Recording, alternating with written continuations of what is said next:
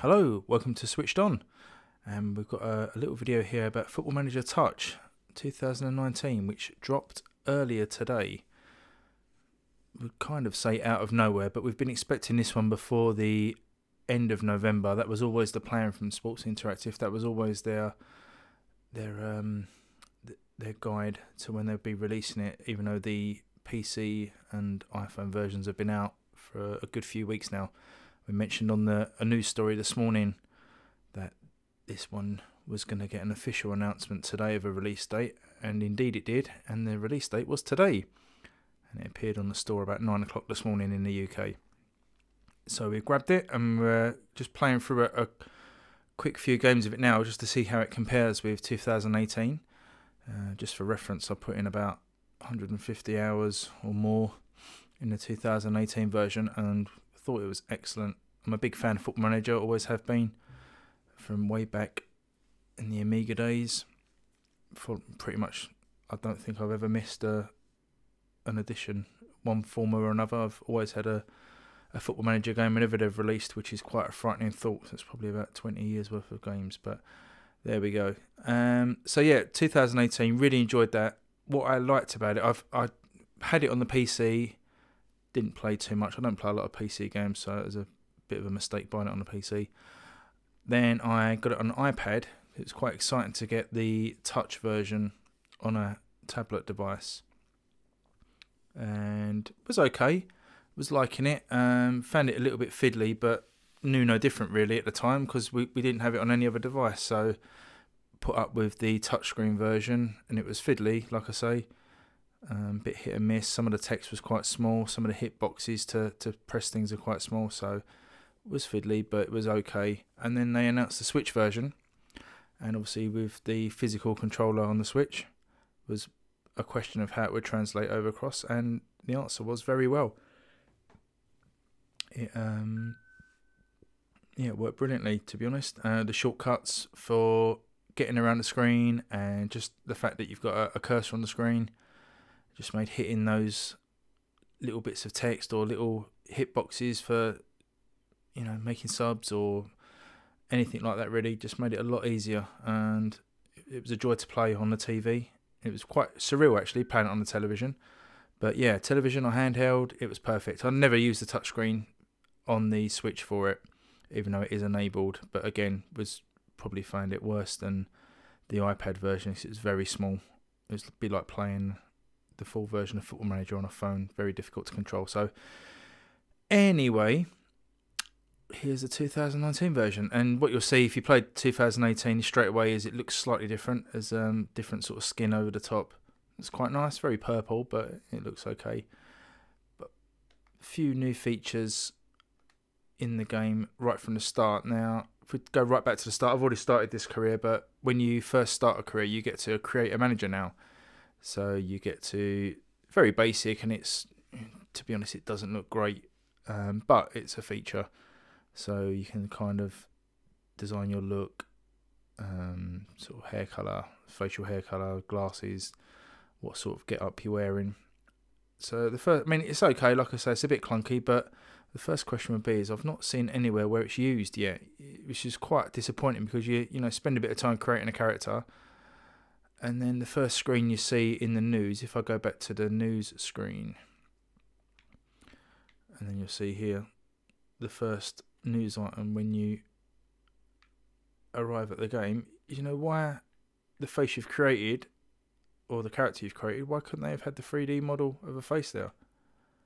So I found that really disappointing. You spend the time creating a character and then you just get this silhouette. So don't know, maybe it'll pop up later on, I'm not sure. But as you can see, the actual layout of the screen, even though the skin's a bit different, the actual layout is very similar to 2018. In fact, it's probably identical. I've not seen anything really that's different yet. So let's just click on through. See, that's similar to 2018. And what have we got here? We've got Southend's Ben Coker angling for a new contract. His offers in from Nottingham Forest and Sheffield United. So yeah, we're just going to click through that. We're going to promise him the earth in an attempt to keep him. Kid's a good player. I'm not going to worry too much about this. We can't afford him, is the problem.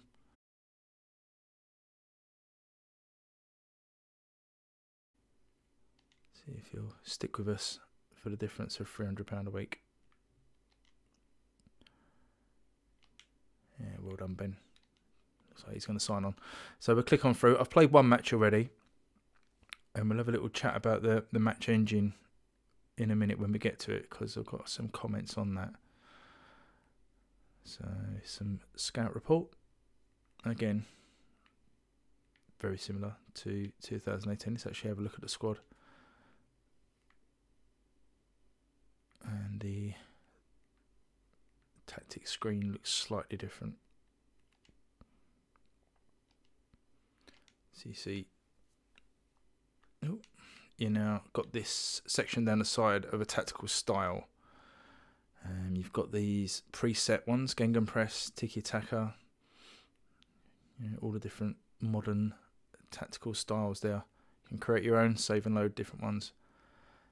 It's quite a nice feature. When you first go through, you sort of walk through like a wizard of setting up your playing style. So you pick a style. So I pick wing play, and then the game, I suppose, coach in inverted commas, will suggest the best formations that suit that style. So they came up straight away with 4-4-2. So it's quite a basic lower league style. This, wing play, get the wingers out wide, get crosses into the big man in the box. So 4-4-2. But I'd imagine if you used a Gegenpress or something like that, it would suggest something a little bit more fancy, like a 3-5-2 or 4-3-3, something like that. But we'll save that for the big boys. So yeah, it's very slightly different in terms of the tactical screen to what 2018 was. So that's at least something. So let's click through and get to our next game. So obviously updated kits. So there's Southend's updated kit for this season. You kind of expect that, but it's always nice to see in the games. But again, we'll talk about the match engine in a second, but the kits certainly look to be improved in the match engine. A bit more detailed and a bit nicer colouring. So you can have a look at that in a second. We're away to Tamworth at the moment. Not going to worry too much. You see here, just to show you, it's a very much the same setup as 2018. All this, there's nothing new here. Exactly the same. Kind of expect that from Football Manager, really, especially on these non-PC versions. Sort of the iOS version and previously console versions have kind of been accused of just being a roster update and a new skin over the top. And I'll be honest, maybe what we're getting here. Not to say this is a bad game, because Football Manager is an excellent game, and we've rated this 9 out of 10 for the 2018 version. So, it is an excellent game underneath. Is there enough justification for paying out another 30 quid for this year's version? Very early to say yet, but at the minute it looks very similar. Plays very similar.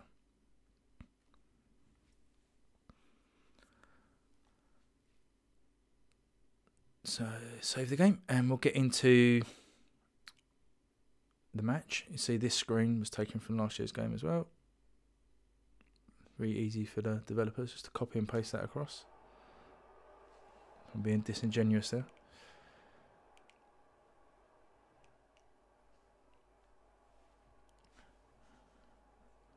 The opposition instruction screen. Plenty of regens in the Tamworth side. Some scary looking faces there.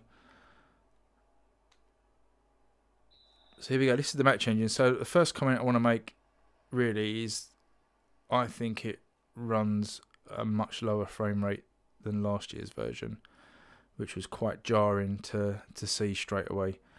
Like I said earlier, there's a bit more detail going on in the kits and the players maybe, but if the offset of that is a reduced frame rate, then it's a little bit annoying. Immediately got a problem here and have to make a sub.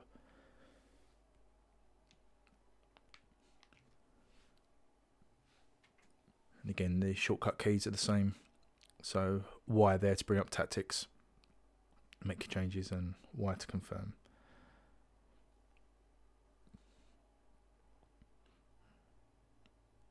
Slight difference in the rating font there as well. compared to last year, but again, it's pretty much it. Everything else is exactly as it was.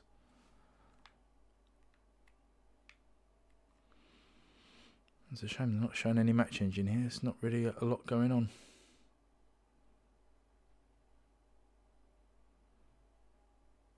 Come on, let's have some action.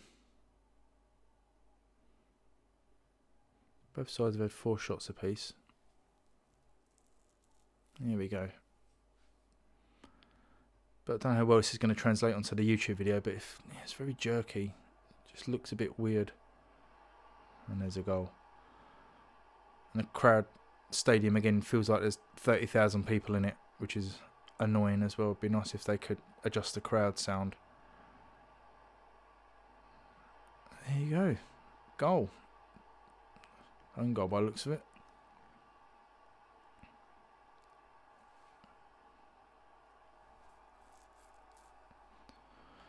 Got tough time. Make some changes.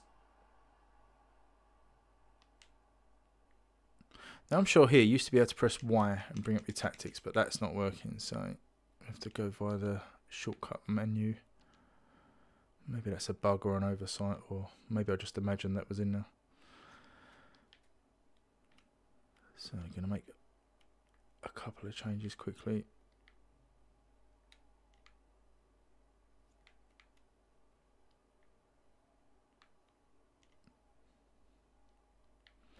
Doesn't really matter. We're not really trying to focus on miniscape. I mean, you can even see here, look, watch me dragging around this box here. You can see it jerking around all over the place, and it wasn't like that last year. Sort of jumping and jerking around. It's going to be quite annoying if you're going to be trying to make pinpoint sort of movements with the controller and it's jumping around like that. But see if hopefully they can improve it with a patch.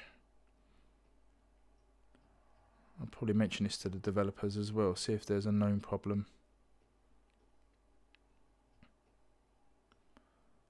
So apart from that crowd noise, the sound pretty much the same, so bangs of the ball. Another goal there for Hopper. Nobody on the terraces, but somewhere that sound is being piped in. It's a mystery.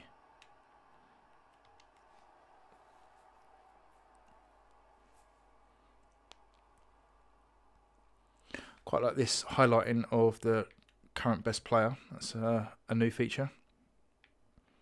So you can see there Tom Hopper highlighted on the 7.1. Got some tired players. Let's make a quick change. Just see this going through to an end, and then yeah, probably call it a day. But I'd like to give this one a full review later in the week. But from at the moment, I could probably copy and paste my 2018 review with a few changes, but don't really want to do that. But it does kind of feel like there's not much going on. There is, to be fair, there is the new tactics thing. There's a new training setup screen. If you want to dive into that sort of thing, you can go quite in depth with the training this time, and say that tactical style that we looked at quickly. You can create your own tactics and stuff if you want to get involved in that kind of thing. So I suppose there are a couple of changes there. But on the surface, if you're just sort of a casual player, just want to get in, pick your team, make your transfers, that kind of thing, you know, there's not a lot that's different from 2018. If you like realism, obviously you're going to want this version because it's got the latest teams and players and kits in. So that's always a good reason. Oh, good finish. And that's always a good reason to pick up the latest version. But this one's turned into a bit of a barnstormer. 3-1 at the moment.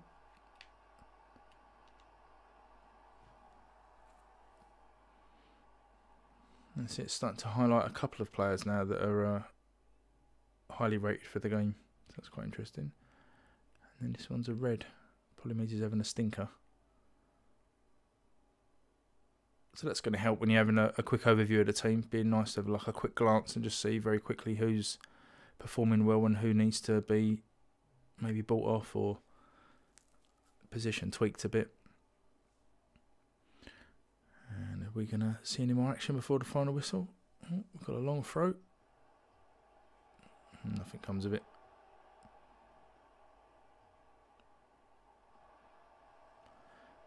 Looks like the hoardings around the outside of the pitch, they look nicer as well. Look a bit higher quality than they were. So I think the whole match engine is probably a little bit higher quality, but the offset of that is a bit of a hit in performance. I'm not sure I like at the moment. So yeah, there's a win,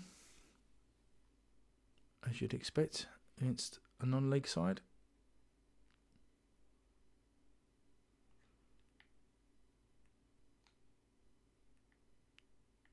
And all these kind of screens are the same. So the picture players there as well.